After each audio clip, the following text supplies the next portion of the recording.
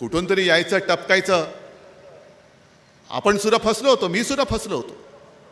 कारण मला तेव्हाही असं वाटत होतं, जे शिवसेना प्रमुखांना वाटलं की नाही, हिंदुत्ववादी काहीतरी पाहिजे, एक हिंदुत्ववादी सरकार. हिंदुत्ववादी म्हणजे दुसऱ्या धर्माचा द्वेष करणारं सरकार नाही. कारण अनेकदा शिवसेना प्रमुखांनी आपल्याला सांगितलं की शिवसेनेचं हिंदुत्व हे राष्ट्रीयत्व आहे. देवळात घंटा बडवणारा मला हिंदू नको आहे, शेंडी जानवाचं हिंदुत्व हे आमचं हिंदुत्व नाही, तर देशद्रोह्यांशी आणि अतिरेक्यांशी लढणारा मला हिंदू पाहिजे, हे आमचं हिंदुत्व आहे. आणि हिंदुत्व आहेच, ते भाजपमुळे बदनाम होत आहे. म्हणून जो एक वेगळा वर्ग, अगदी मुस्लिमसुद्धा आज शिवसेनेसोबत का येत आहेत? कारण आपण भाजपला सोडलं, आपलं जे खरं हिंदुत्व आहे ते नाही आपण सोडलं.